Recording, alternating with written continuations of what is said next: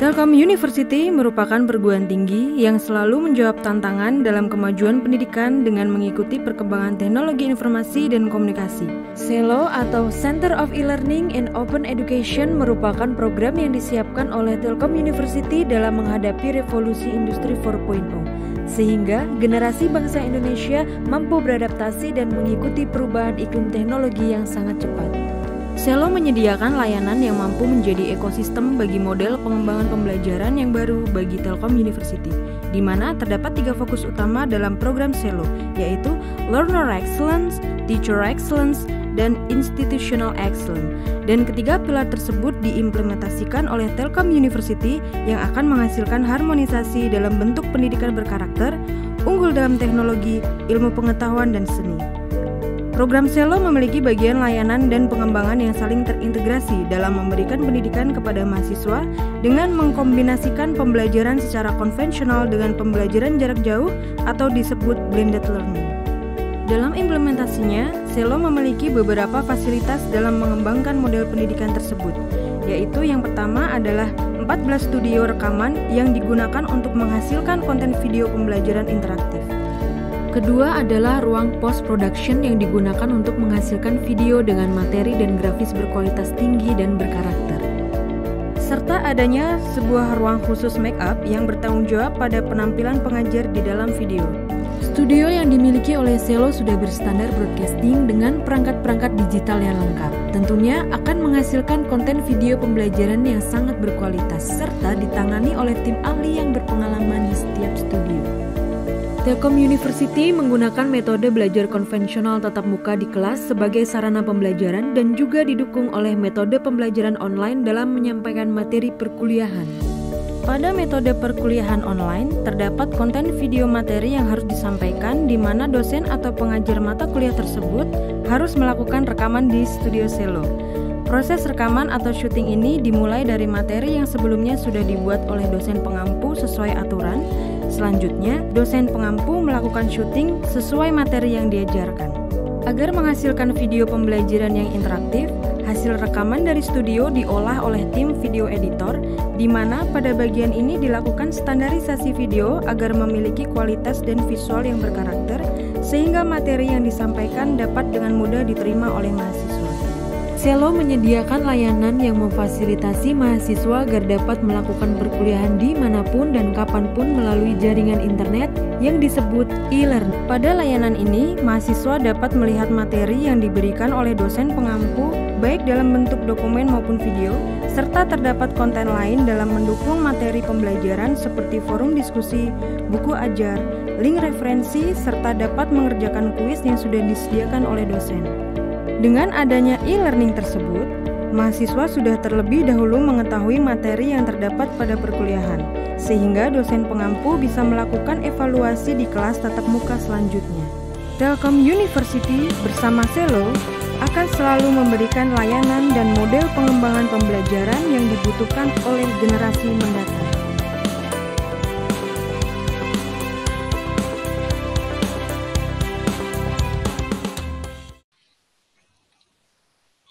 Baik, Assalamualaikum warahmatullahi wabarakatuh. Waalaikumsalam warahmatullahi wabarakatuh. Ya, pertama-tama saya ingin menyapa narasumber kita hari ini. Beliau merupakan dosen Telkom University, beliau juga merupakan Network and Security Analyst, Bapak Gandeva Bayu Satya PhD. Selamat datang Bapak. Selamat datang, Mbak. Siang. Dan saya juga menyapa di sini ada Kepala Bagian Pengembangan Konten CELO, Bapak Fatah Nur Prawita STMT. Selamat datang Bapak, selamat bergabung. Ya, selamat siang semuanya. Dan saya juga menyapa Kepala Urusan Pengembangan Produksi Konten CELO, Bapak Adi Purna Kurniawan STMT. Selamat datang Bapak. Selamat datang semuanya. Dan tentunya saya tidak lupa juga menyapa seluruh peserta yang bergabung hari ini dari berbagai kota dan provinsi. Selamat datang teman-teman semua. Selamat bergabung pada webinar series kali ini. Baik, langsung saja sebelum kita mulai kegiatan hari ini, mari bersama-sama menyanyikan lagu Indonesia Raya.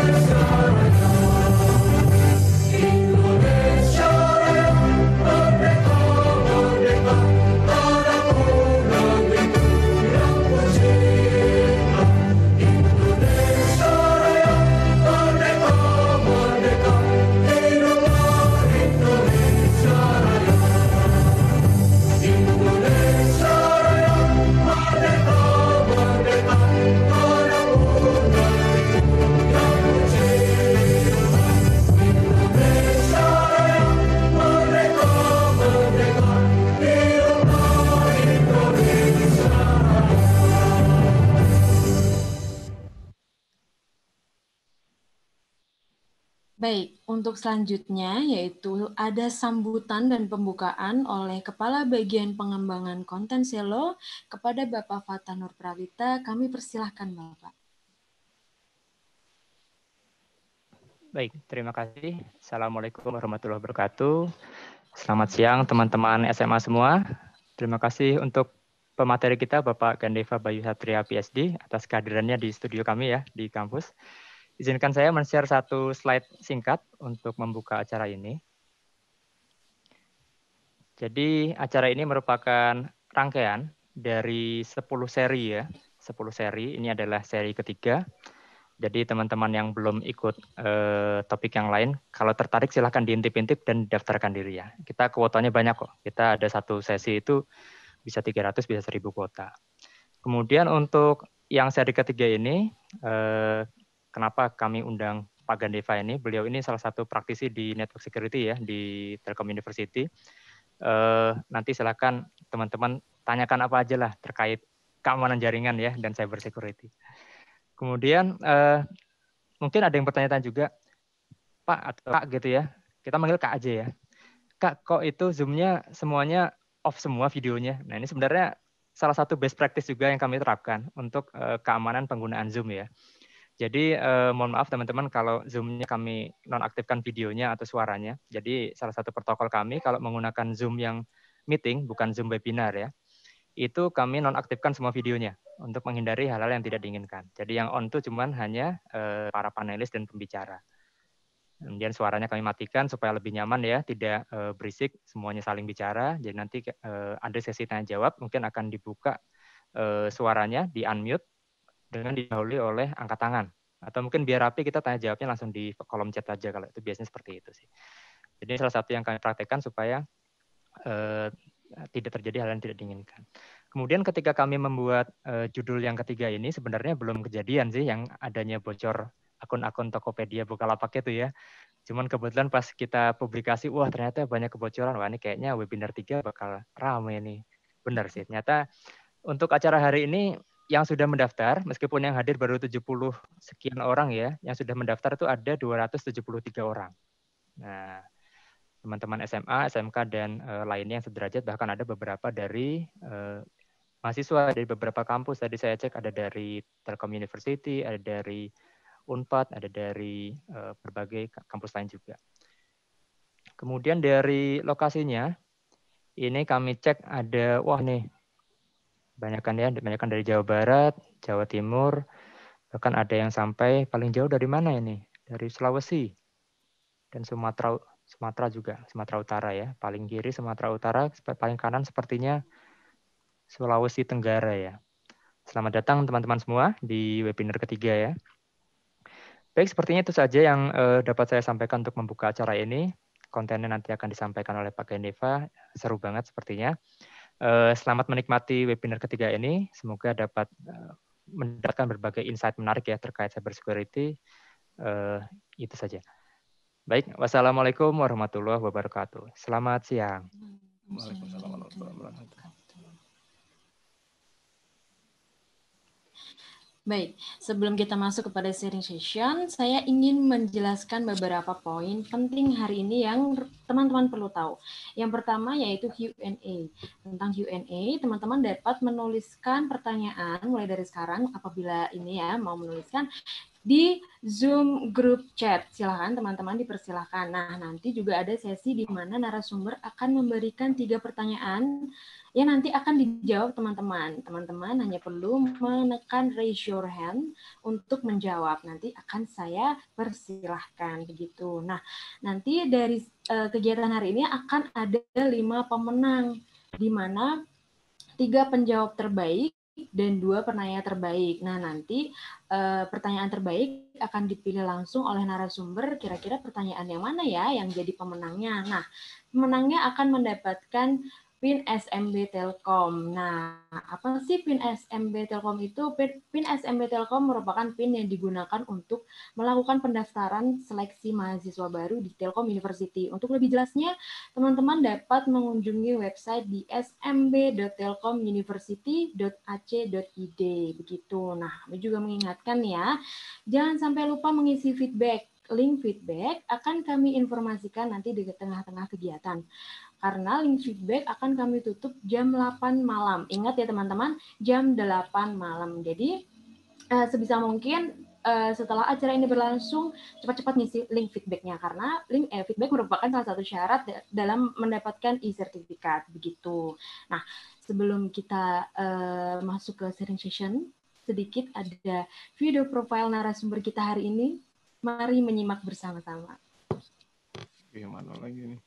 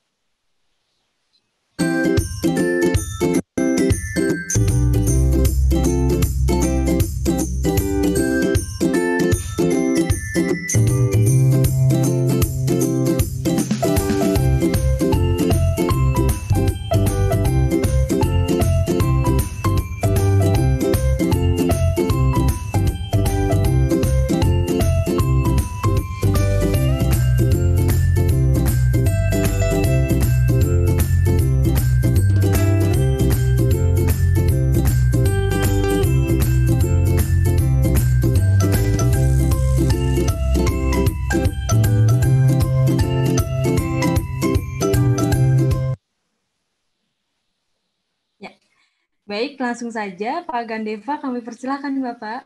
Siap, makasih.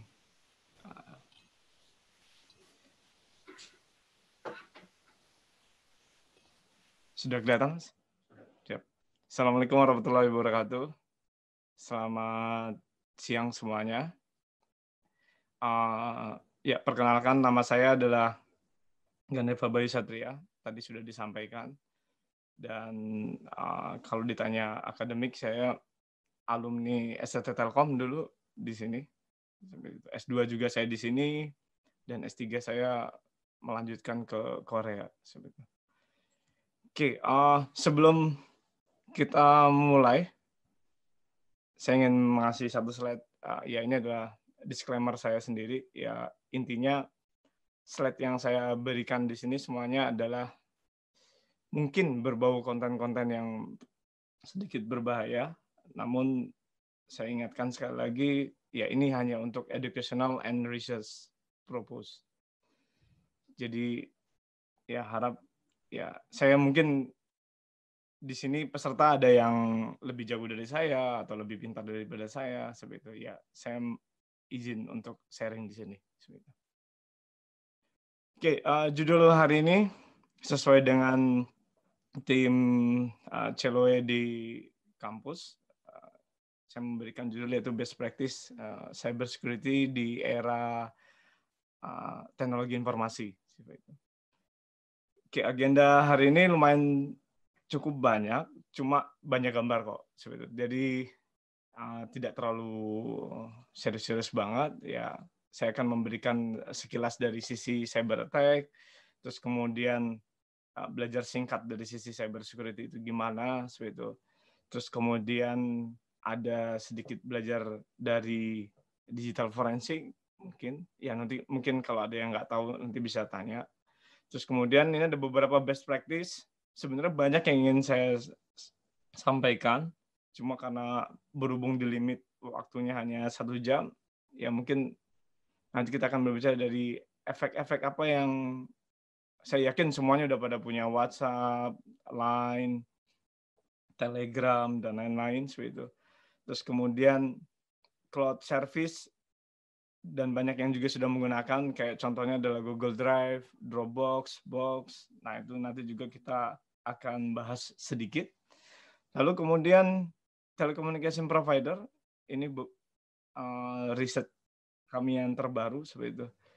Nanti saya akan munculkan juga seperti itu. Terus kemudian beberapa online shop dan banking ada sedikit. Terus kemudian yang terakhir adalah ya semacam recommendation atau suggestion bahwa sudahkah siap kita ke era internet seperti itu. Dalam artian semuanya sudah IP based dan semuanya sudah connecting each other. Ya aman nggak sih sebenarnya kayak gitu. Oke, cyber attack cyber attack merupakan salah satu yang tingkat bisa dibilang bahaya atau upaya jahat atau disengaja baik dari sisi individu ataupun organisasi untuk membreak yaitu sistem security. Itu adalah cyber attack. Dan biasanya cyber attack ini ada semacam benefit dari sisi pelakunya untuk si korban alias victim di sini namanya. Beberapa riset alias report terakhir dari dunia itu sudah ada buktinya banyak, yaitu ransomware, yaitu WannaCry sama Nyetnya. Itu menggambarkan bahwa dunia dihebohkan dengan dua ransomware tersebut, yaitu banyak bisnis kita di dunia ini yang belum siap untuk menghadapi era yaitu cyber attack. Ada beberapa jenis kategori cyber attack, yaitu malware, phishing, man in the middle attack, DOS atau denial of service, SQL injection. Nah, ini biasanya dilakukan para hacker, zero day exploit. Terus kemudian yang terakhir adalah DNS tunneling. Ya, ini saya sebenarnya hanya memberikan beberapa saja. Sebenarnya banyak sekali dan lebih dari 10-an seperti itu. Oke, dari sisi mungkin beberapa ada yang bertanya-tanya. Nah, ini sebenarnya kita berbicara dari perspektif yang mana sih? Ya, sebenarnya saya mewakili dari tim-tim yang ada di White Hat sebenarnya. Sebenarnya ada 3 kategori, yaitu ada black hat, white hat, sama gray hat. Di mana white dia tahu celah dan dia tidak membeberkan, tapi dia memberikan informasi kepada si owner atau si pemilik bisnis bahwa ini ada celah nih di sini, bahwa tolong upgrade ini. Ya memang biasanya sih kita sebagai orang-orang white hat dikucilkan juga dalam artian apaan sih lo, seperti itu. Gue udah aman kok, seperti itu. Ada lagi namanya kategorinya black hat. Black hat ini dia tahu celah dan dia memboborkan semua vulnerability, ya, atau istilahnya celah-celah yang perusahaan miliki, seperti itu. Contohnya kemarin yang barusan saja, yaitu Tokopedia. Nah, itu kategorinya adalah black hat dan diperjualbelikan akunnya di website. Nanti saya ada satu slide. Terus kemudian ada yang namanya gray hat. Gray hat ini ya sesuai dengan artinya, yaitu abu-abu. Dia bisa yes, bisa no. Dia kalau ada kepentingan atau benefit, dia bisa berubah menjadi black hat. Seperti itu. Oke, ini ada beberapa contoh legitimate service yang sudah, kalau saya bilang ini sudah terjadi banyak serangan di sini, yaitu dari Twitter, udah ada banyak yang jebol, GitHub, Amazon, Pastebin, Dropbox, Google, semua service yang ada di Google, walaupun somehow ada yang bilang Google ini aman nih, seperti itu. Apalagi ada lagi di sisi lain kompetitif Google, yaitu Microsoft. Microsoft juga ada Microsoft OneDrive, ada Microsoft Social, Hotmail kalau dia emailnya, dan lain-lain. Yahoo sudah collapse beberapa sih seperti itu. Dan masih banyak lagi yang lain seperti itu. Ini saya ambil reportnya dari Cisco Cybersecurity.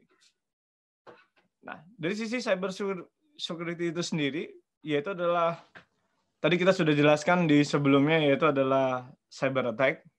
Dan untuk countermeasure-nya, yaitu adalah dengan cara cybersecurity, yaitu praktis di mana kita akan memprotek sistem, jaringan, program dari digital attack. Nah, itu yang akan kita lindungi nantinya. Seperti itu. Cyber attack ini biasanya adalah illegal access tentunya, changing, destroying, terus kemudian ya bisa mengambil sisi keuangan, seperti itu. atau bisa dibilang interrupting normal business process. Contohnya yang kemarin, yaitu Tokopedia sendiri. Sebenarnya Cisco telah memberikan semacam warning. Jadi sebenarnya cara defense di sisi cybersecurity, best practice-nya adalah kita harus berkoordinasi antara 3 yang di sebelah kanan ini, yaitu ada people, teknologi, dan proses. Dan 3 ini harus saling berkesinambungan satu sama lain. Jadi people kita harus select benar-benar selektif. Terus kemudian teknologi harus sering diupdate. Kalau berbicara masalah firewall juga harus sering ya kita lihat cek blacklist sama whitelist-nya. Terus kemudian proses, apakah ada proses yang salah dan lain-lain. Nah ini nanti kalau berkenan dengan proses kita bisa masuk ke submateri yang namanya digital forensik nanti. Nah ini adalah 3 bisa dibilang 3 bagian yang harus saling kita cek. Bisa dibilang ya setiap hari kita harus cek tersebut. Ya apalagi kalau kalian berprofesinya adalah sebagai cyber security expert. Oke, mungkin sebelum jauh lebih lanjut kita masuk ke lebih dalam. Ya ini ada beberapa mungkin kalau saya bisa tanyakan, ada nggak kalian dari 3 film ini yang udah kalian tonton? Mungkin sih ada sih jawabannya kalau menurut saya. Yaitu ada Person of Interest, Criminal Minds, CSI banyak sekali. Yaitu ada yang New York, Miami, dan lain-lain. Nah ini adalah beberapa case yang berbicara dari sisi between teknologi, cybercrime, cyber law, cyber security. Nah ini satu kesinambungan yang satu sama lain yang saling membutuhkan. Ya, memang tidak dapat dibungkiri bahwa yang namanya cyber attack bisa terjadi kapan saja dan di mana saja sih. Kalau kata yang di TV zaman dulu tuh Mas, kejahatan bisa dari orang itu sendiri ya kalau ada kesempatan. Dan ini kita akan masuk ke sisi digital forensik sekilas sebelum saya masuk ke materi yang lebih dalam. Jadi digital forensik ini secara global, yaitu di dalam digital forensik juga ada computer forensik, mobile forensik, network forensik, dan lain-lain. Sama analoginya seperti forensik yang ada di dunia medis. Jadi misalnya kayak ya kita masih dalam era pandemi corona seperti ini.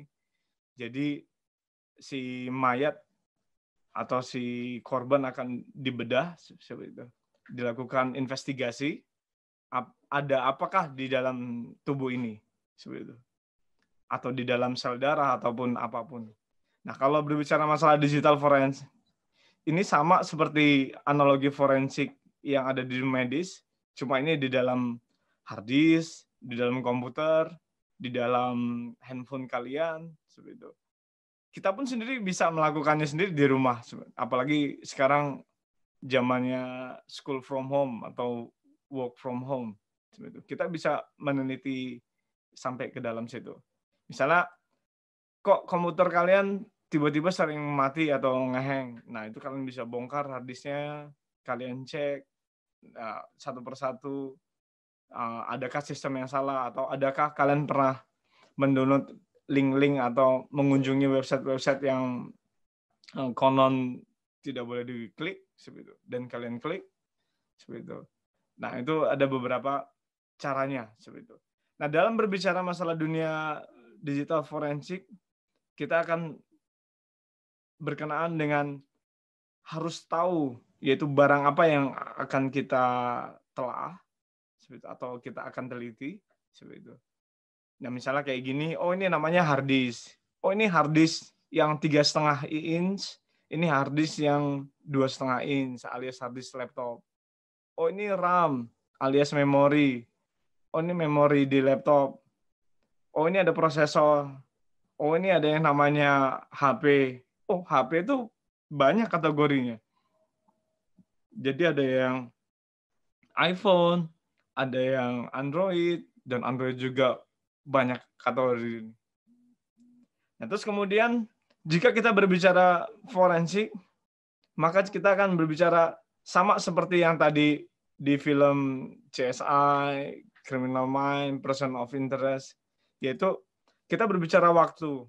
Kapan kejadian itu terjadi, atau kita bisa merekayasa dalam artian kapan sih ini terjadi, alias barang bukti apa yang bisa menjelaskan. Nah, kalau di Indonesia kita menyingkatnya dengan BB, yaitu barang bukti. Kalau di dunia forensik namanya adalah digital evidence, yaitu barang bukti digital. Oke, dari sisi tadi sekilas dari istilahnya gambaran bagaimana forensik itu dikerjakan. Dan tentunya di sebelah kiri ya, saya lupa menjelaskan, yaitu ada tools. Nah, tools itu ya ini cuma sekedar mimicking, ada mungkin ada ini. Nah, cuma kalau di sisi digital forensik ya toolsnya tentu berbeda. Bukan kita hammer hard disk, hammer monitor, gitu. Tidak, kita bore, tidak. Tapi kita akan melakukannya dengan cara hati-hati. Nah, inilah perspektif dari overall apa yang kita lakukan di dunia digital forensik, yaitu ada sekitar 4 sisi, yaitu ada yang namanya victim alias korban. Saya simbolkan dengan lambang grey hat karena kita belum bisa buktikan apakah dia white ataukah black. Terus kemudian ada sisi judge, yaitu nanti yang akan kita bawa ke meja hukum atau cyber law. Terus kemudian ada yang namanya barang bukti original, yaitu di paling bawah sini, yaitu adalah barang bukti original alias original of digital evidence. Itu nanti kita akan bawa di hari H sidang. Nah, sedangkan ada yang namanya copy of digital evidence. Nah, itu nanti yang kita akan teliti, yang kita akan masuk ke dalam lab. Nah, ini namanya adalah lab forensik. Nah, lab ini yang kita akan istilahnya teliti satu-satu. Identification, acquisition, crime scene-nya seperti apa, terus kemudian analisisnya nanti seperti apa. Nanti kita akan membentuk yang namanya report. Jadi reportnya ya hasilnya apa aja sih yang bisa didapat. Nah, tentu jika ada yang nanya, bisakah kita menjadi seorang expert di dalam digital forensik? Bisa. Namun kita membutuhkan spesifikasi yang lumayan cukup mahal, yaitu adalah sertifikasi. Ada 3 contohnya. Sebenarnya banyak yang lain. Cuma yang populer adalah CHFI, CSE. Ada lagi namanya adalah lupa saya tiba-tiba. Ya, nanti bisa di-search lah. Dalam artian expert apa aja yang bisa kita untuk menjadi seorang expert witness alias di digital forensik. Nah, terus kemudian dari report tersebut, report yang telah kita dapat dari lab tadi ini, nanti ini akan kita bawa ke dalam meja hukum sebetulnya. Dalam artian bahwa ini ada nggak sih bukti yang benar-benar otentik?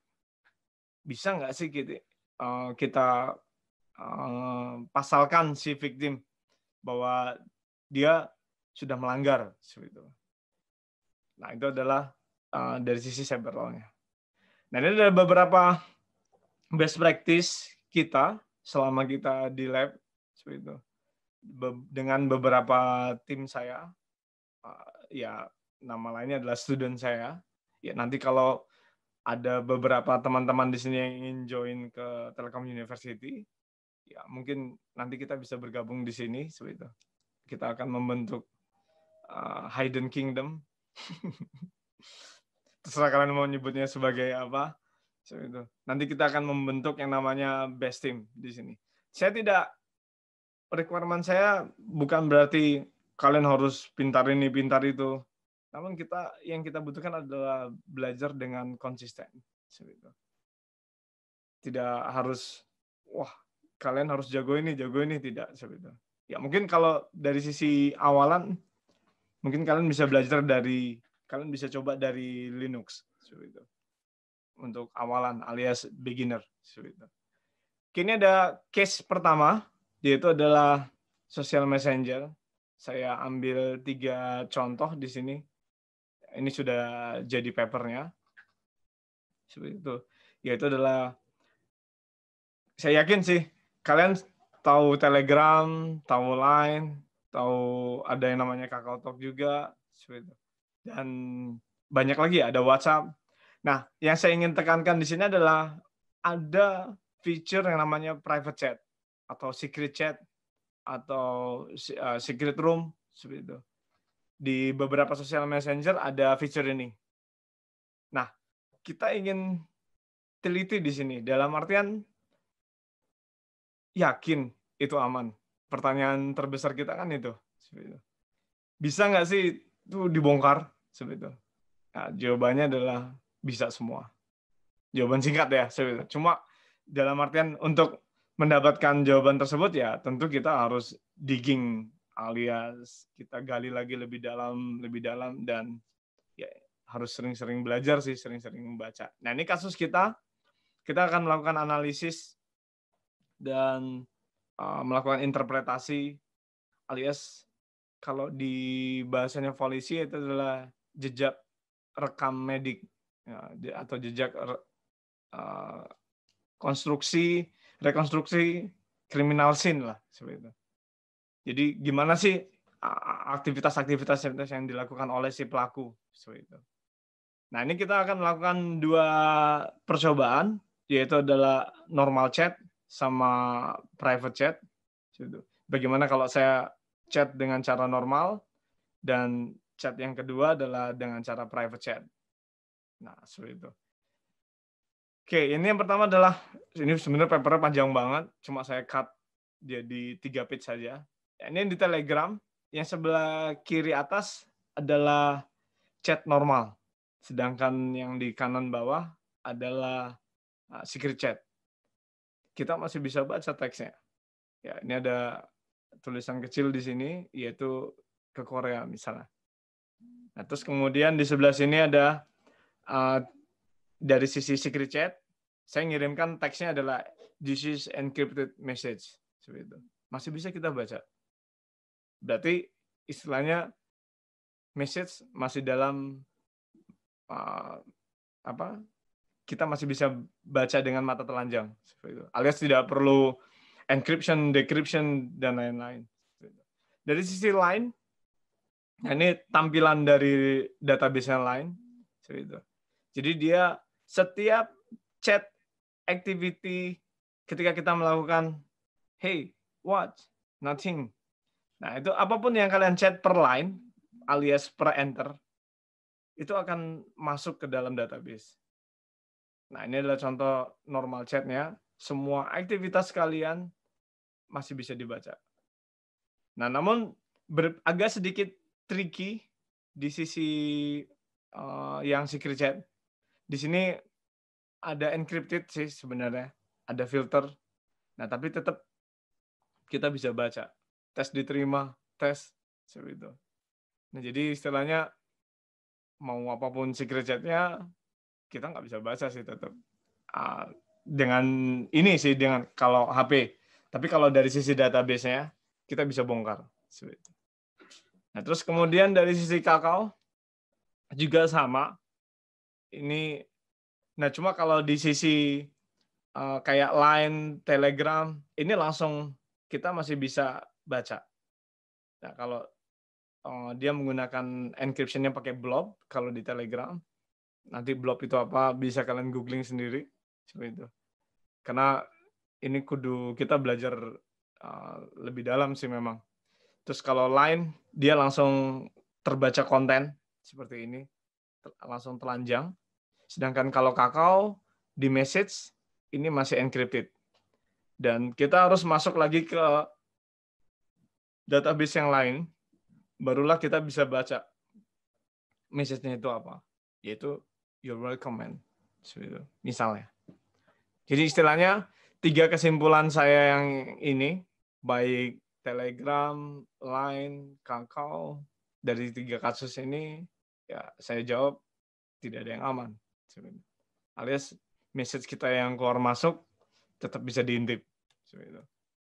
Oke, terus kemudian ada lagi kasus best practice yang kedua, yaitu adalah cloud service. Saya yakin sih teman-teman di sini sering pakai apa ya, tebakan saya, Google Drive, maybe, atau ada yang pernah pakai Dropbox, pernah juga saya yakin. Kalau Microsoft punya namanya Microsoft OneDrive,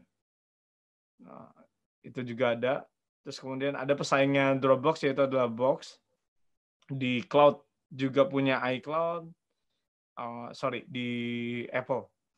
Dia punya iCloud, ada yang namanya Mediafire, Zipcloud, Bitcasa, dan lain-lain. Nah, ini juga pertanyaan sama sih. Yakin kalian naruh database di sana? Apalagi saya yakin mostly-nya di sini kalian pengguna Android. Dan Android should be registered in Gmail. Dan kalau kita pakai Gmail, pasti connected ke Google Drive. Kalau kita connected ke Google Drive, pasti connected ke Google Photos. Semuanya itu nge-link satu sama lain. Sebenarnya tadi udah, mana tadi ya di slide? Nah, ini dia. Ada Google Docs, Google Code. Pokoknya, intinya kalau kita sudah register Gmail, semua aplikasi Google yang ada di sini, termasuk kalender kalian, misalnya kalian janjian sama si A di sini jam segini, itu semuanya tercatat. Nah, jadi semua aktivitas kalian, baik mau pakai apapun, seperti itu, kita bisa cek satu sama lain. Nah, ini adalah database dari, saya ambil satu aja, nggak semuanya. Sebenarnya kita ada 4 penelitian di sini, yaitu di Box, Dropbox, OneDrive, sama Google Drive. Seperti itu. Cuma yang kita tampilkan di sini untuk menghemat waktu, sebenarnya sama-sama semuanya, yaitu Box. Nah, ini adalah database yang ada di dalam Box. Contohnya seperti dokumen-dokumen kalian yang sering upload ke dalam Box. Seperti itu. Ya, ini kasusnya Box. Kalau kalian upload file ke dalam Google Drive, juga sama sih seperti itu. Maka akan tercatat semua file apa yang kalian pernah masuk. Baik itu upload ataupun download. Jadi semuanya datanya tuh ada, tidak bisa nggak bisa hilang seperti itu. Kecuali kalian masuk ke servernya dan kalian delete semua. Cuma kan nggak mungkin, dan servernya pun unknown, entah di mana, entah di US, yakin di US, nggak tahu juga sih saya seperti itu. Bisa jadi di Israel maybe, bisa jadi di Jepang seperti itu, dan lain-lain. Terus kemudian contoh yang lain, misalnya kalian buka alias bikin folder atau bikin new file, kan bisa tuh di Google Drive juga create new Google Spreadsheet atau Google Presentation seperti itu. Nah, itu kalian bisa bikin file, create file. Nah, itu juga sama, itu akan nancap semuanya di dalam database-nya. Nah, terus kemudian dari sisi new file juga kalian bisa ada jejaknya juga seperti itu. Terus kemudian kalian pernah mindahin gambar atau copy gambar seperti itu dari folder A ke folder B dan seterusnya, dan itu masih ada jejaknya juga sampai size-nya berapapun ada. Nah, inilah tadi kalau kita flashback sedikit berbicara masalah digital forensik. Nah, itulah yang kita akan tulis sebagai report. Jadi ini barang buktinya ini didapat jam segini dan dia melakukan upload. Ya, somehow misalnya ada blackmailing, ya, kayak kasus artis misalnya, biasanya dia melakukan uploading ke Google Drive atau disebar-sebar-sebar. Nah, itu bisa kita telusurin dari sini. Nah, inilah barang buktinya. Seperti itu. Terus kemudian ada lagi riset kami yang ketiga, yaitu ini best practice kami. Saya yakin sih kalian pasti punya salah satu nomor yang saya tampilin di sini. Ya, itu Excel sama ASIS sudah bergabung, jadi saya update pakai gambar yang baru seperti itu. ASIS Excel, Smart Friend 3, Indosat atau M3 atau apapun seperti itu, yang sekarang miliknya Ooredoo. Terus kemudian ada Telkomsel, baik kalian pengguna kartu Halo, kalian pakai AS, apa lagi ya Telkomsel? Ada lagi nggak Mas selain AS sama Halo? Nggak ada. Ya, ini kita akan checking juga di sini, dan kebetulan ini penelitian ini baru accepted akhir tahun lalu dan sudah publish seperti itu di IEEE. Dan ini kita proof, kita memberikan report, yakin kalian masih aman sama, kalian percaya sama komunikasi ya apapun yang kalian pakai seperti itu, baik Excel ataupun Telkomsel seperti itu. Nah, ini adalah studi kasus kami, di mana RCFA adalah singkatan dari sini, yaitu Radio Cellular Forensic Analysis. Di mana sih posisi maling? Ini bahasanya saya haluskan seperti itu. Saya pakai bahasa maling seperti itu. Alias in English adalah adversary. Seperti itu. Nah, cuma ya dalam artian ini kita bekerja sama dengan kepolisian seperti itu. Ya di mana polisi, Mas ini ada pelaku, cuma kita nggak tahu nih posisinya di mana. Nah, kita cuma dapat nomor si orang tersebut. Jadi clue-nya cuma nomor aja, nggak ada lain seperti itu. Nah, asumsi kami ya dengan asumsi bahwa kita nggak tahu itu nomor, padahal sih udah jelas kalau misalnya 0819 itu udah pasti Excel, kalau 0812 udah pasti Telkomsel seperti itu. Nah, kita memberikan asumsi seperti ini, di mana kita nggak tahu color di sini yang BTS warna ungu, orange, dan hijau, ini kita simbolkan dengan subscriber. Seperti itu.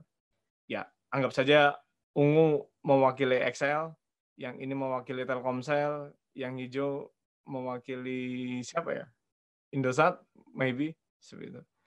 Nah, semua BTS memiliki kode-kode, yaitu MCC, MNC, LOC, CI, RFCN. Seperti itu. Nah, yang saya ingin zoom in di sini adalah jarak dari HP ke base station, yang ini teorinya ada di telco, di orang-orang telecommunication. Ya kebetulan, ya kalau ditanya, background saya sebenarnya ada di informatika, cuma saya pernah bekerja di telco. Jadi saya bisa tahu informasi ini dari sana.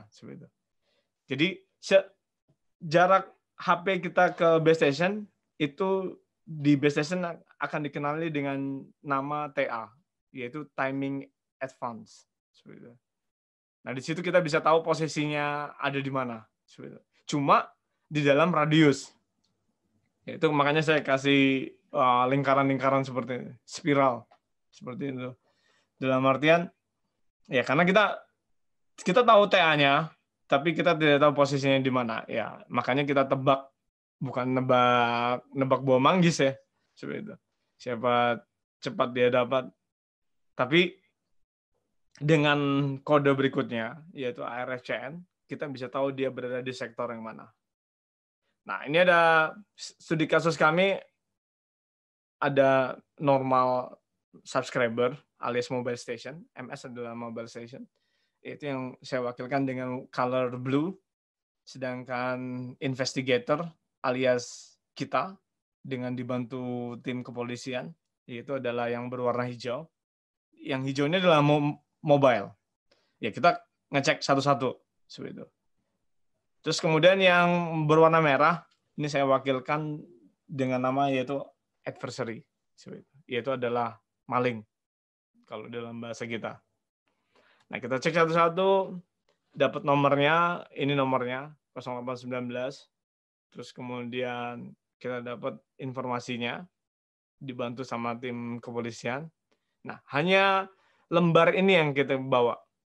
Nah, kita akan checking lapangan, kita interrupt selnya, dan kita bahkan komunikasi apapun yang terjadi di nomor tersebut, kita bisa intip semuanya.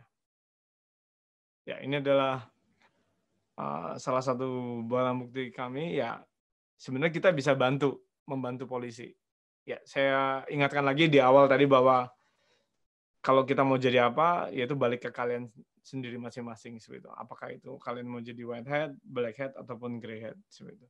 Ya, tujuan saya di sini hanya memberikan edukasi dan riset terakhir yang kami lakukan seperti itu. Oke, yang another case yaitu adalah ini udah bukan zamannya ya sebenarnya. Sebelum zamannya lockdown ini kita memang sudah kenal dengan eBay, Amazon, kalau di Indonesia Tokopedia, Bukalapak, apa lagi ya? Banyak banget ya, Mas. Kok saya jadi ngeheng gini sih? Ya, blibli.com, terus ya banyak lah. Kalian yang sering belanja online kan seperti itu. Nah, yang kita concern di sini adalah sebenarnya tidak salah bank, tidak salah online shop sih. Makanya saya tulis the banking with respect to online shop. Jadi sebenarnya tidak ada yang salah di sini. Cuma kesalahpahaman di antara kita aja. Karena kita kan kadang-kadang nggak sadar kita ngeklik suatu link di dalam email dan itu ternyata phishing dan orang bisa dapat informasi semuanya. Dari sisi bank fraud, dari sisi kemudian dia akan melanjutkan dari sisi carding, kemudian dari carding disebut dia salah gunakan untuk belanja online. Nah, ini satu alur yang satu part yang kalau salah di sini ya udah salah semua ya. Ya, makanya hati-hati kalau kalian dapat email yang nggak jelas dalam artian dari mana kita bisa lihat nggak jelasnya itu dari sisi domainnya. Misalnya adalah Telkom University ACID. Itu kan udah jelas. AC itu academic, ID itu Indonesia. Oh, berarti ini udah real. Nah, cuma nanti kalau kalian dapat email Telkom University.ac.jp misalnya. JP kan Jepang. Telkom University Indonesia. Yakin ini orang Telkom University. Nah, itu bisa itu dilakukan dari sisi hacker sebenarnya. Yaitu namanya adalah kita akan mererut DNS seperti itu. Kita akan subscribe dengan domain-domain yang sebenarnya legal tapi disalahgunakan. Seperti itu. Nah, itu kalian harus peka dari situ. Ini real case dalam artian kita buka di sini yaitu kita kasih judul uncensored real evidence karena ini memang barang bukti asli dan ini korbannya. Wah, ini kalau dia dengerin kita bahaya juga ini. Nah, bagaimana sih caranya kita mendapatkan barang bukti ilegal atau istilahnya kartu-kartu yang kita bisa beli-beli apapun lah sebenarnya. Dengan bisa dibilang ya kalau kayak kita bisa dapat seperti ini adalah platinum visa. Kita bisa beli AK-47 pun bisa. Cuma jangan salah gunakan. Data breach, cara yang pertama adalah data breach, ya dengan cara yang kasar. Kalau bahasa saya sih seperti itu, yaitu adalah database exploit. Kita bongkar database-nya, kita cari illegal checker service, misalnya pakai bad ERC atau checknet ERC. Terus kemudian kita bisa dapat di dark forum, misalnya Alborak, atau sekarang namanya adalah Altenant, seperti itu, bukan Alborak lagi, udah diupdate, seperti itu. Terus kemudian bisa juga kita bisa dapatkan dari sisi dijual dari deep website, misalnya ada Silk Road, Alphabay, Empire. Nah, ini informasi-informasi ini bisa kalian dapatkan di sini, seperti itu. kartu-kartu mana aja yang valid. Nah, contohnya kemarin Tokopedia itu dijual di Empire. Bisa kalian cross-check lah seperti itu. Jadi entah siapa aja yang bocor, itu semuanya ada di situ, ada di Empire. Terus kemudian cara kedua, ini lebih sedikit smooth, yaitu adalah social engineering, yaitu dengan cara phone scam.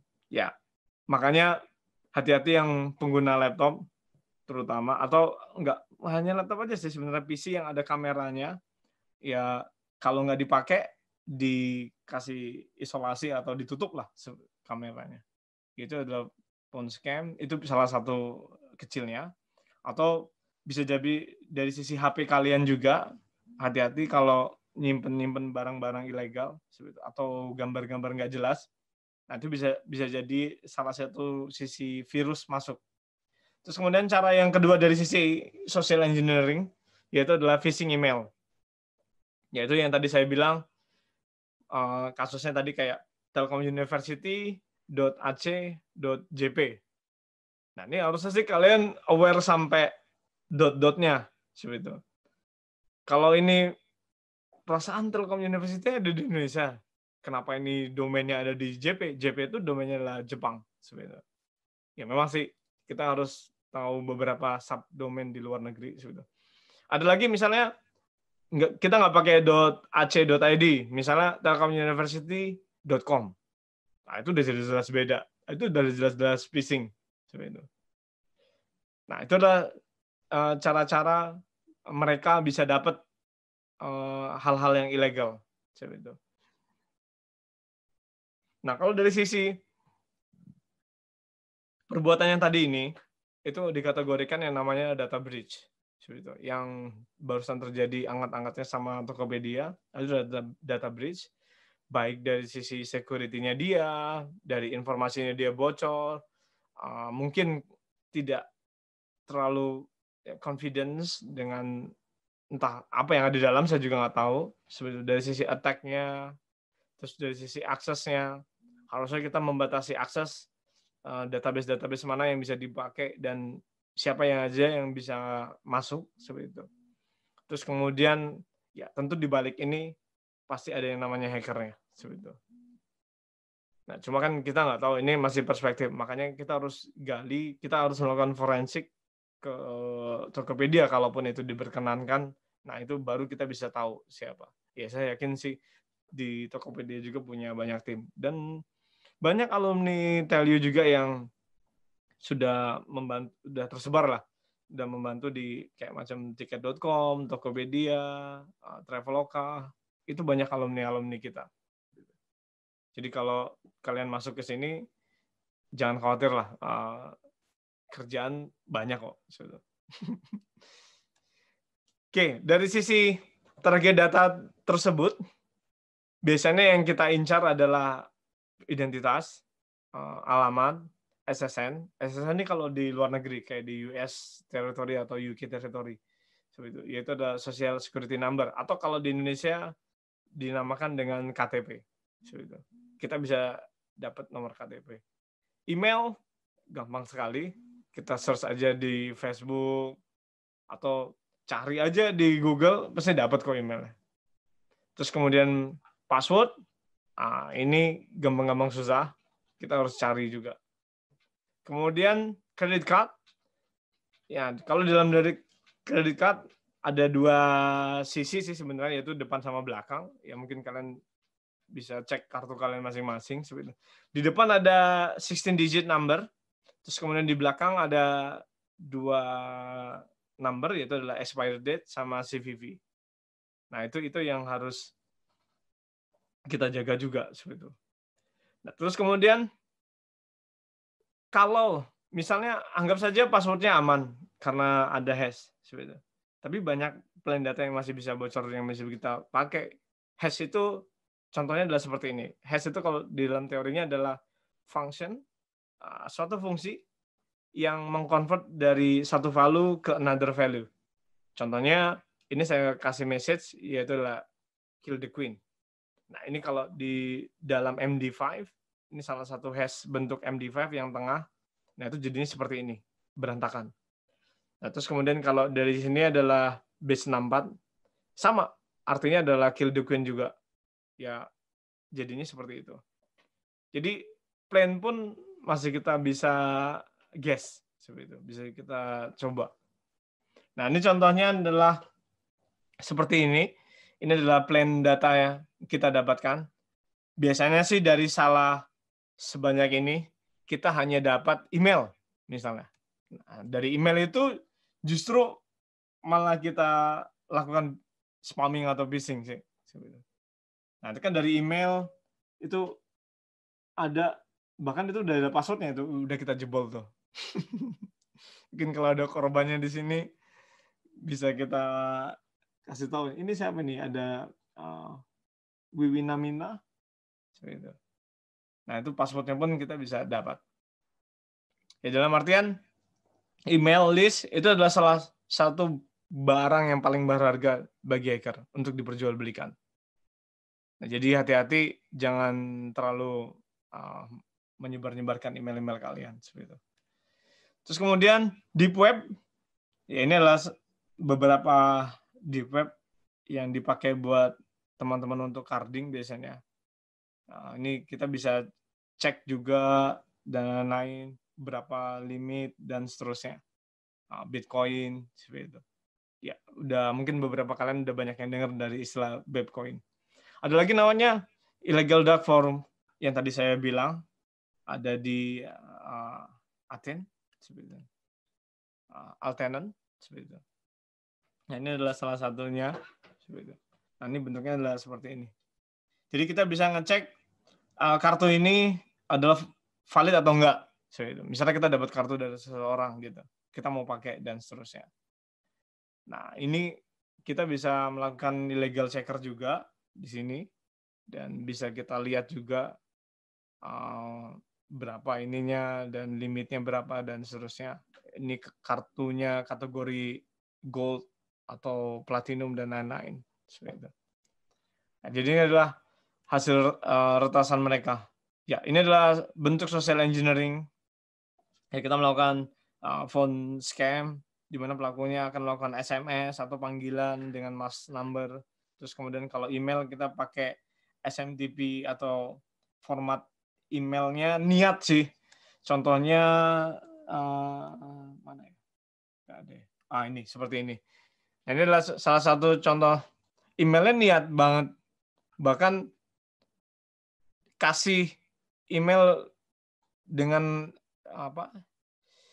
semacam ada header-headernya, ada Office 365 dan itu hati-hati sekarang. Itu yang kita perlu cek adalah di header emailnya benar nggak sih itu dari Microsoft. Oh, ternyata emailnya bukan dari Microsoft. Itu adalah dalsim.com. Oh, ini bukan nih. Dan ini adalah hasil bridge kita. Nah, kembali lagi ke sini. Ini adalah hasil phishing. Jadi kita melakukan spamming email ke korban seperti itu. Nanti pasti anggap sajalah kalau kita mancing kan dari 100 kail, masa sih satu nggak dapet ikan. Nah, itu teknologi ini kita bisa pakai ke sana.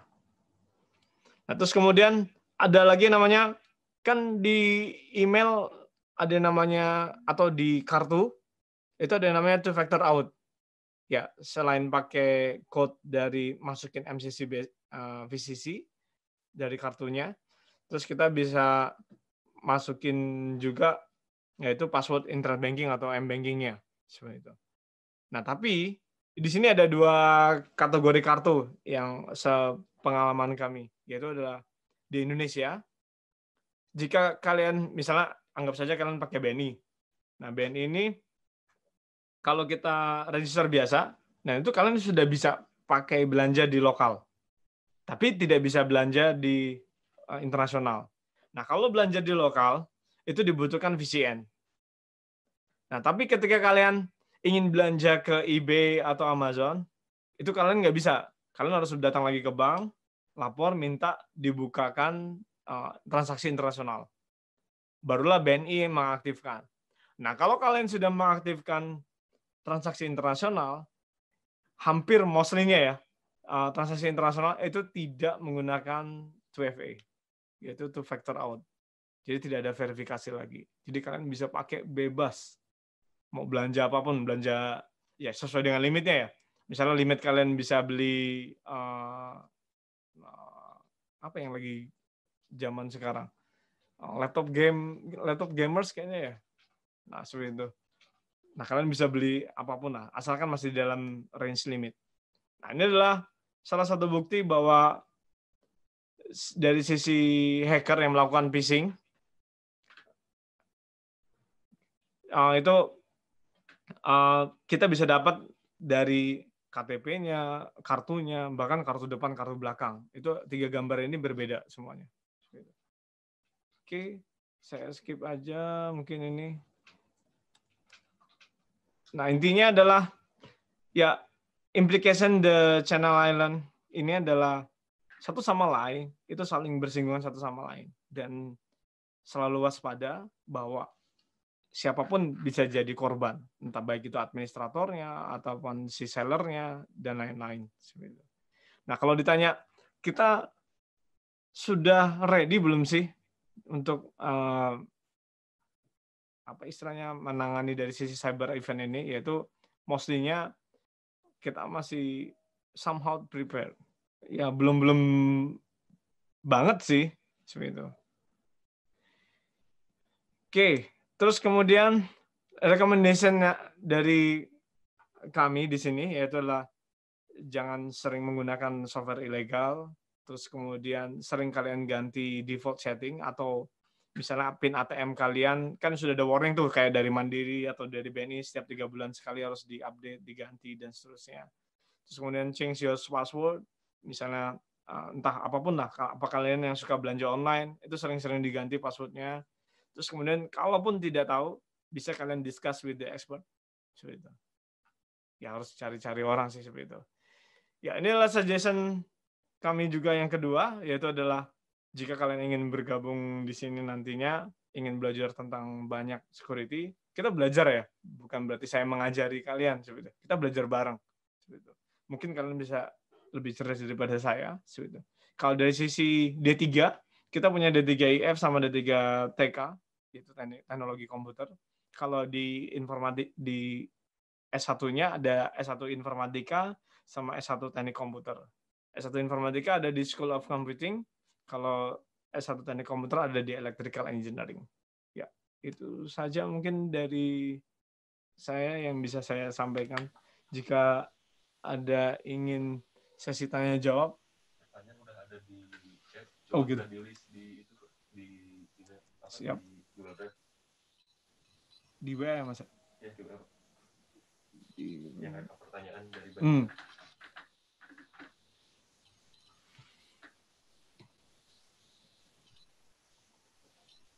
banyak sekali nih. Mungkin langsung saja Bapak masuk ke Q&A, tanya jawab. Siap. Banyak sekali sudah masuk pertanyaan. Mantap. Bisa dimulai dari atas mungkin Bapak? Ya, siap. Yang pertama dari Mbak Rima Daniswara. Ya, pertanyaannya adalah hash MD5 itu apa? Sebenarnya, jadi kan kalau kita ngirim message, contohnya kayak yang mana itu dia? Saya ngirim SMS, anggap saja saya penjahat lah. Ini dia. Nah, ini dia. Message-nya adalah kill the queen. Nah, sedangkan saya ingin ngirim message ini, yaitu ke Mbak Rama. Rama dan Suara ini cowok apa cewek ya? Cowok sih. Mas Rama. Jadi, saya mengirimkan message kill the queen ini ke Mas Rama, yaitu dengan cara, masa sih saya kirim SMS kayak gini? Yaitu kill the queen. Nah, salah satunya adalah kita sembunyikan message tersebut, kita bungkus dengan hash. Hash itu diberantakin, alias scramble. Seperti itu. Supaya apa? Supaya orang tidak bisa membaca. Ya, contohnya adalah seperti ini. 1242889 bisa kalian bacain. Ya, kalau ditanya bacanya sih bisa. Cuma bisa nggak diartikan seperti itu. Nah, ini tidak bisa diartikan. Jadi hash in other words yaitu adalah merubah satu kata atau beberapa kata menjadi kata yang tidak bermakna seperti itu. Yang kedua, dipilih aja yang bagus-bagus. Oke. Ini siap.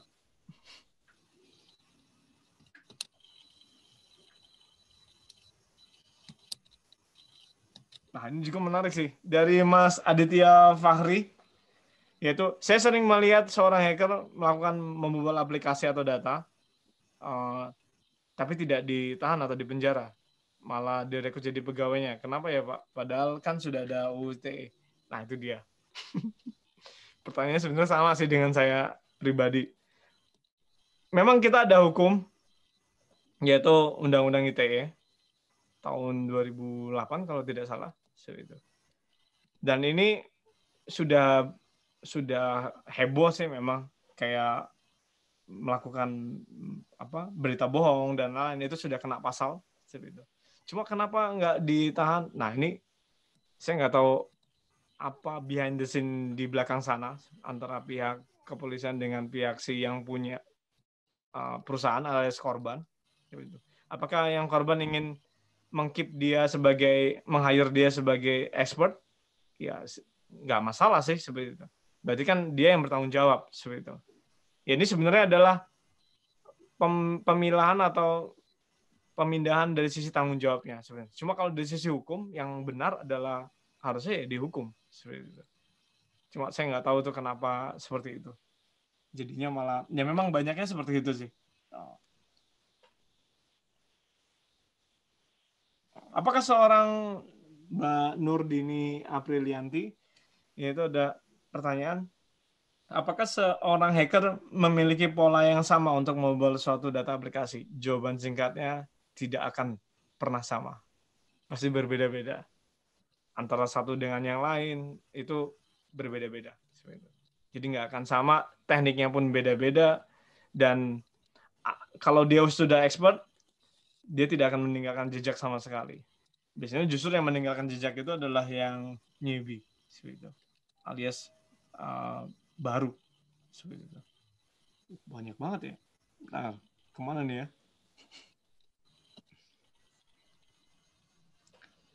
Oke, Rizky Syah. Kalau dari namanya sih orang Sumatera nih. Cyber attack apa yang paling berbahaya? Apa yang dilakukan cyber security apabila ada dua cyber attack yang menyerang secara bersamaan? Bahkan, saya jawab dulu satu-satu lah. Cyber attack yang paling berbahaya adalah untuk saat ini adalah ransomware. Karena ransomware tidak ada obatnya. Obatnya ya kita minta kunci ke si pelakunya, alias orang yang menahan data kita. Bahkan apa yang dilakukan cyber security apabila ada dua cyber attack yang menyerang bersamaan. Bahkan realitanya itu bukan cuma dua attack, bahkan puluhan atau ratusan. Nah, caranya adalah biasanya kita melakukan whitelist dulu, yaitu adalah whitelist, blacklist, IP mana yang kita anggap bahaya atau unknown. Nah, itu biasanya dari situ. Yang perlu kita cek pertama adalah dari sisi firewall. Nah, cuma kalau bagaimana jika firewall kita jebol juga, ya kita harus telaah juga firewall kita. Memang ini PR yang agak sedikit rumit, alias nggak bisa selesai dalam waktu cepat. Kita harus satu-satu, dan kita harus membutuhkan banyak expert. Baik dari sisi expert malware, ataupun dari sisi expert dari orang jaringan, yaitu network security. Terus dari sisi analis. Dan dia bisa mengguess IP mana yang berbahaya. Seperti itu. Untuk sementara tidak ada obatnya, ya seperti itulah caranya. Sudah banyak diperlihatkan di film-film seperti, lupa saya judul filmnya apa, dan itu melakukan whitelisting. Jadi IP-nya dilihat dulu yang berbahaya yang mana, yang enggak yang mana. Terus ini seru nih yang bawah. Security dan privasi device IoT seperti Alexa. Hai Alexa. Saya juga pernah pakai itu. Hai Siri. apakah benar mereka bisa menyerap percakapan user sehari-hari? Jawaban singkat, yes. Dia recording. Karena dia di awal kita melakukan agreement, yaitu voice learning. Seperti itu. Jadi dia akan melakukan learning terhadap voice kita sendiri, ya user masing-masing. Seperti itu. Nah, user masing-masing tersebut akan di-record suaranya dan seterusnya. Ya, saya nggak tahu ya. Di situ dia bilangnya untuk kepentingan database. Coba saya sih nggak yakin ke sana. Ya pasti ada udang di balik batu lah kalau dalam bahasa kita. Kemudian dari Mas Rizky Al-Ahwanul Hussein. Wah, ini dari bau-bau nama timur nih. Link phishing. Kalau saya udah klik linknya, terus udah buka webnya, tapi belum sempat keluar loadingnya, udah kena belum? Sudah. Jadi memang phishing memang bahaya banget. Begitu kita klik, itu langsung kita connecting sama si korban. Korbannya kalian, berarti si pelakunya. Jadi kalian sudah terrecord di sana, bahkan informasi yang ada di laptop kalian atau PC kalian itu bisa digali semua. Nah, itu bahayanya. Oke, berapa lagi, Mas? Masih banyak. Masih bisa, Pak? Siap. Boleh dipilih-pilih lagi. Siap. Atau Mbak Nisa bisa bantu yang mana yang keren? Yang keren Nomor yang berapa? mana ya? Oke, sembari Mbak Nisa nyari. Nomor 21, Mbak Cika Arlis. Ini cewek apa cowok ya? Sepertinya cewek, Bapak. Bagaimana cara mengatasi adanya carding? Kan kalau saya sih, ya orang perspektifnya beda-beda. Kalau saya tidak akan pernah dan punya kredit card. Itu kalau prinsip saya sih. Cuma kalau kalian yang sudah punya, ya hati-hati aja. Sering diupdate ke banknya, kayak macam ganti kartu atau lain-lain seperti itu. Atau ada dari BTPN ya kalau nggak salah, Genius ya Mas ya. Ya, itu juga sudah beralih ke VA, yaitu virtual account seperti itu. Nah, itu bagaimana cara mengatasi carding? Harus pertama dibatasi. Sekarang kita udah di zamannya sosial media. Jadi hindarin kita mengupload gambar ataupun foto yang berbau-bau kartu. Atau kalau bisa sih mukanya juga nggak usah dimunculin juga gitu. Atau kita punya paspor baru nih, kita foto. Itu ada teman saya. Itu langsung saya message dia. Kebetulan anaknya lahir di luar negeri, jadi dia dapat double password. Saya bilang, Mas, itu fotonya di-delete aja, Mas. Saya bilang, ya takutnya ada orang yang salah gunakan gitu. Masalahnya double password. Seperti itu. Dan itu kalau bisa sih dihindarin. Yang pertama, hindari upload kartu dan sosial media. Hindari menggesek-gesek di perbelanjaan yang tidak dikenal. Karena carding bisa berawal dari gesekan kartu yang ada di, kalau di Indonesia sih jarang sih, di luar negeri yang sering. Ya, kemudian hati-hati dengan kartunya sendiri sih yang ketiga. Ya, entah itu jatuh atau dipegang orang, atau bisa jadi, mohon maaf, misalnya anggap saja, atau mostly-nya di sini belum menikah kan ya, hati-hati aja dengan pacarnya. Itu bisa jadi salah satu threat paling bahaya itu. Karena ya kalian sering nonton film juga kan pasti. Ya di film-film juga pacarnya ternyata orang CIA. Dan itu sangat sangat bahaya sebenarnya. Nah, itu bisa jadi, intinya adalah self defense. Jangan sering kayak gitu, dan kalau bisa ya nggak punya kartu kredit aja sekalian. Kalau mau belanja online gimana? Saya ngerecokin teman biasanya. Mas, tolong beliin ini dong, nanti saya transfer kayak gitu. Kayak gitulah caranya. Ada lagi. Ini nih. Harisma Eka Putri. Nah, udah pasti sih Putri. Bagaimana cara kita belajar cyber attack jika semuanya terus bertambah bagus, dengan kata lain berkembang? Apakah kita harus belajar menemukan sesuatu harus berbeda-beda tiap hari? Nah, ini ada dua sisi perspektif. Kalau dari perspektifnya hacker belajar dari sisi underground. Ya, ini saya langsung buka aja kamusnya. Kalau dari underground, memang dia update-nya bahkan daily, bahkan bisa jadi per jam, seperti itu. Update informasinya. Jika nggak tahu, tim-tim yang di Black Hat itu adalah jika nggak tahu googling, nggak tahu googling. Memang belajarnya dia kebalik, yaitu adalah top down, dari atas ke bawah, baru belajar landasannya. Nah, cuma kalau dari sisi yang kedua, perspektif kedua yaitu dari sisi akademisi, itu dari sisi saya. Dari sisi saya akan mempelajari dari sisi teori, dari sisi bawah. Minimal kalian tahu basic information security, kayak dari sisi network security atau computer security. Jika berkembang, itu tidak jauh dari area itu. Mungkin berkembang bagaimana cara mendeteksinya, bagaimana cara mendinainya, dan seterusnya. Dan bisa kita lakukan belajar dua arah, maksudnya kita bergabung, join di underground, kita juga join di akademik, seperti itu. Ya, misalnya anggap saja Mbak Harisma join di Telkom University, mahasiswa teknik informatika misalnya, seperti itu. Ya, kita belajar bareng di sini, menelaah di sini, ada yang melakukan riset bareng di sini.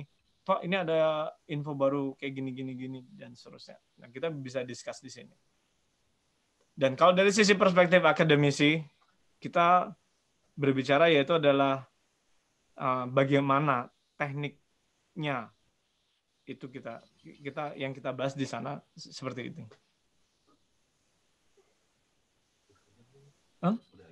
Sudah? Ya, baik, mungkin langsung Bapak mengajukan pertanyaan untuk teman-teman yang di sini. Oke. Waktu itu saya ngasih list pertanyaannya di mana ya? Pertanyaannya ditaruh di Google Drive atau? Bapak langsung saja membacakan pertanyaannya, Oke. tapi satu persatu ya Pak ya, nanti Siap. dijawab satu persatu oleh teman-teman. Oke, pertanyaan pertama. Ayo teman-teman Bagaimana- siap-siap ya. Bagaimana cara membuat passcode atau password yang standar? Atau yang baik lah menurut kalian? Bisa Wah. dikasih contohnya? Oh, udah ada tuh tadi, ada langsung saja ya, Alzena Nabila Zufar. Mungkin bisa langsung dijawab sama Ya. Alzena. Silahkan Alzena. Ada suaranya? Ya, Ada. Sudah, oke. Kalau bikin passcode, biasanya dia ada huruf kapital, dia ada huruf kecilnya juga, lalu ada angka dan simbol. Oke, saya Dan lebih minta dari contohnya 6. Mbak. Misalnya kan ini kan nama Mbak kan Alzena Nabila Zulfar. Password yang Mbak Iya. buat seperti apa? Kalau password dia jangan pakai nama. Jadi misalkan nama kota, misalkan kayak Ankara, itu bisa dibuat jadi A huruf kapital, lalu dibuat terus jadi A-nya jadi nomor 4, N kapital, terus K, terus A-nya itu A_, A-nya itu A yang bentuknya monyet, terus R Oke. dan A. Siap. Gimana Bapak? Betul Bapak? Kalau dari sisi standar long-nya? Halo Mbak. Alzena? Ya. Kalau dari sisi Kenapa? long-nya, kan tadi kan kalau Mbak perspektifnya dari sisi scramble-nya. Iya. Nah, kalau dari sisi long-nya ada yang bagus dan menarik nggak menurut Mbak? Lebih dari 6 atau sampai 8 karakter. Siap. Dan kalau bisa paragraf. Ya. Gimana Bapak? Ya, Sudah benar. betul? Oke, selamat. Ya, kalau saya ulangin ya, jawabannya adalah memang scramble code biasanya dipakai dari sisi angka yang di atas angka, yang di atas numerical, kayak tanda seru, add, crash, dollar, persen dan seterusnya. Terus kemudian long ya itu kalau bisa di atas 12. Bukan di atas 8 sih sebenarnya. 8 karena sudah break, sudah bisa ditebak. Jadi sekarang kita naik ke level 12, yaitu di atas 12. Dan kalau bisa kalimat. Jadi nama saya adalah sama dan seterusnya. Panjang banget lah. Oke, baik. Selamat Alzena Nabila. Mungkin pertanyaan yang kedua, Bapak silakan. Kedua. Sebenarnya tadi udah disinggung sih. Ada yang tahu nggak undang-undang cyber? Kan tadi saya udah singgung ya, undang-undang cyber dan perlindungannya. Seperti itu. Kalau kalian tahu, jangan googling ya. Gimana cara ngeceknya saya anak-anak nggak bisa googling ya? Susah juga nih. Ya, siapa cepat dia dapat. Iya, sebutkan nama undang-undangnya dan nomornya. Ya, yuk teman-teman. Misalnya UUD 45 gitu. Tahun 1945 berarti kan. Oke, ini pada googling semua apa ya? Iya, googling semua itu. Kok tidak ada yang angkat tangan? Halo, masih di sana? Donata Aloysius Ginting. Oke.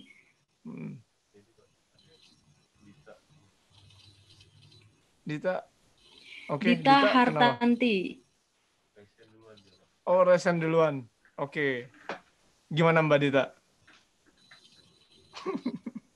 Bingung saya ini, pada googling semua nih mesti.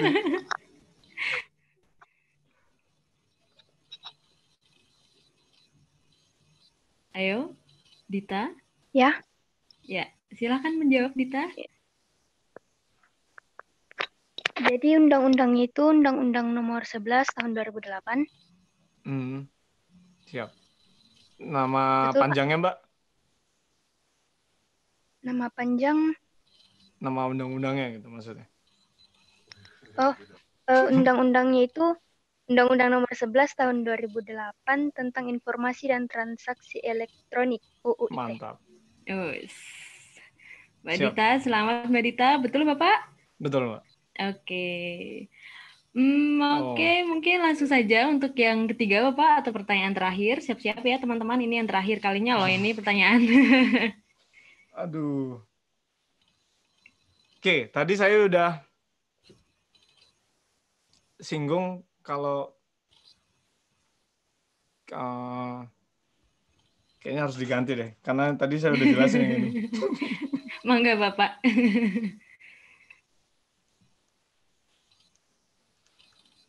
1 minute.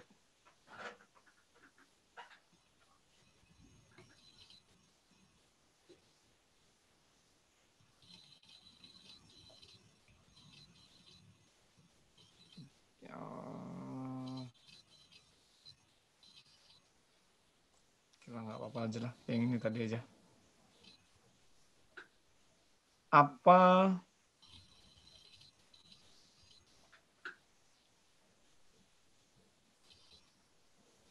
kayaknya sih terlalu tinggi pertanyaannya. Bentar. Saya sudah ada sih sebenarnya pertanyaan, cuma udah dijelasin tadi. Kalau ini aja deh. Kalau berbicara masalah hash tadi, nanti dia hash.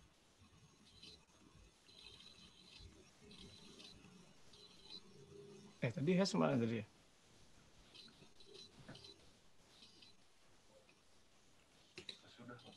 Hah? Sini.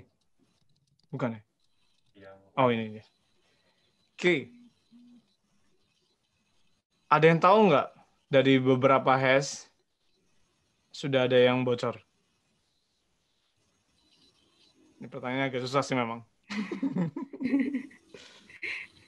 Kata kuncinya adalah break. Sudah ada yang break belum? Kalau udah ada, sebutkan nama hash yang sudah pernah break. Ayo teman-teman. Oh, Angga Anugrah Angga. Sip. Silakan. Bisa diulang pertanyaannya, Pak? Oke. Kan hash ada beberapa. Contohnya adalah SAA, MD5 dan lain-lain. Tadi ada base 64 yang saya munculin. Dan sudah ada yang pernah break belum? Sudah ada yang pernah bocor belum? Kan ini passcode-nya udah scramble ya. Ternyata di dunia sudah ada yang pernah membocorkan nih. Nah, maksud saya hash apa yang sudah pernah bocor? Putus, Kak. Oke. Halo? Dengar? Iya, Kak. Ya. Hash apa yang sudah pernah bocor di dunia? Bisa keputus, Kak. Bisa Oke, ulang saya nggak? tulis di... Bisa tulis aja, Mas. Bisa aja, Mas. Hash apa yang sudah pernah bocor di dunia? Yang kalian ketahui.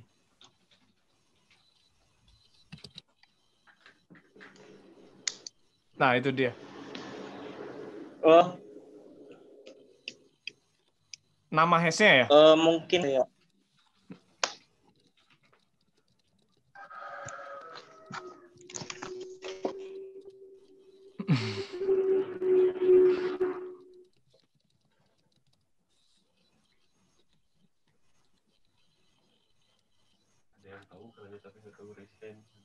Hash apa yang sudah pernah bocor ini ya, yang kalian tahu? Nama Saya hash-nya. tahu, Kak. Cuma nggak tahu cara rasanya. Apa mau dilempar ke Mas Muhammad Faris? Gimana Anugrah Angga bisa menjawab? Ya, bisa. Silakan dilempar aja. Makasih. Oke, silakan dilempar saja. Ayo, berarti Mas Muhammad Faris ya? Ya. Mas Faris. Tes. Ya. Yang saya tahu hash-nya MD5 udah pernah jebol. Udah bisa di dekripsi. Ya, kalau bisa tahun berapa, Mas? Tahunnya kurang tahu. Kurang tahu. Siap. Masnya dari mana, Mas, kalau boleh tahu, Mas? Dari Sukabumi. Oh, Sukabumi. Masih SMA? Udah lulus sih. Oh, udah lulus. Mau sudah kuliah atau belum? Belum. Mantap. Bisa nih join ke sini? Join ke Telio nggak? Pengen gitu. Siap. Kami ditunggu ya, Mas ya. Ya, benar Mbak Nisa. Silakan. Oke.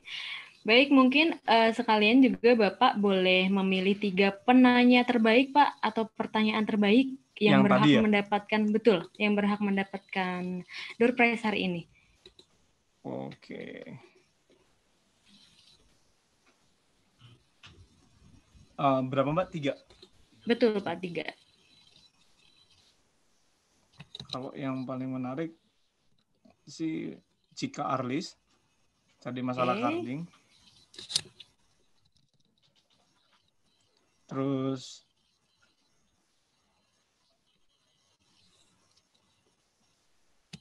Rizky Shah, nomor 18. Oke.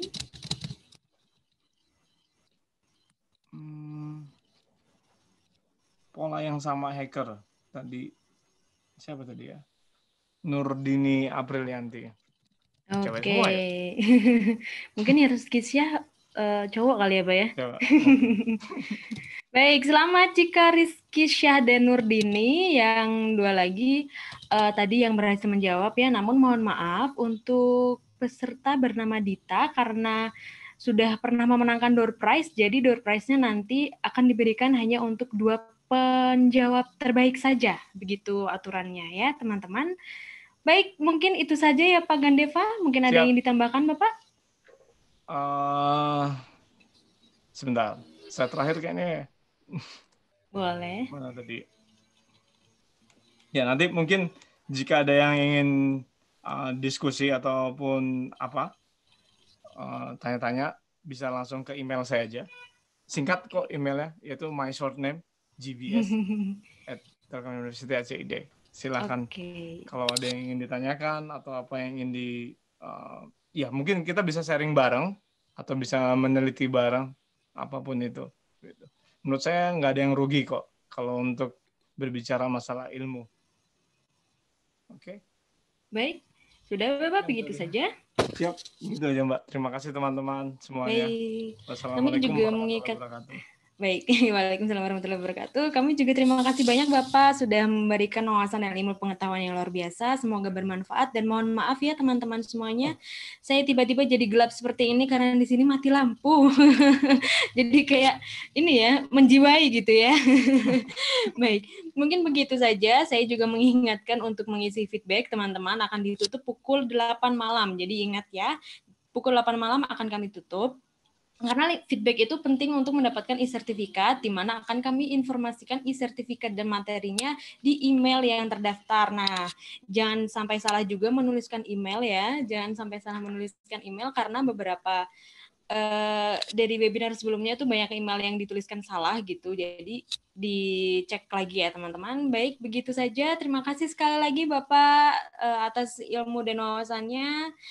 Terima kasih juga tentunya kepada teman-teman yang telah berpartisipasi hari ini. Akhir kata, wassalamualaikum warahmatullahi wabarakatuh. Waalaikumsalam warahmatullahi wabarakatuh.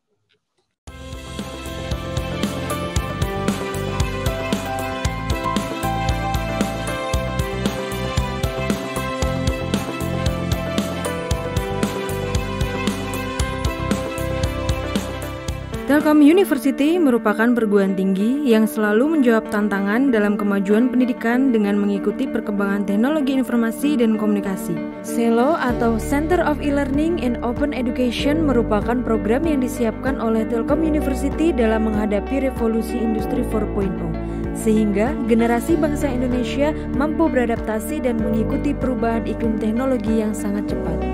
CELO menyediakan layanan yang mampu menjadi ekosistem bagi model pengembangan pembelajaran yang baru bagi Telkom University, di mana terdapat 3 fokus utama dalam program CELO, yaitu Learner Excellence, Teacher Excellence, dan Institutional Excellence. Dan ketiga pilar tersebut diimplementasikan oleh Telkom University yang akan menghasilkan harmonisasi dalam bentuk pendidikan berkarakter, unggul dalam teknologi, ilmu pengetahuan, dan seni.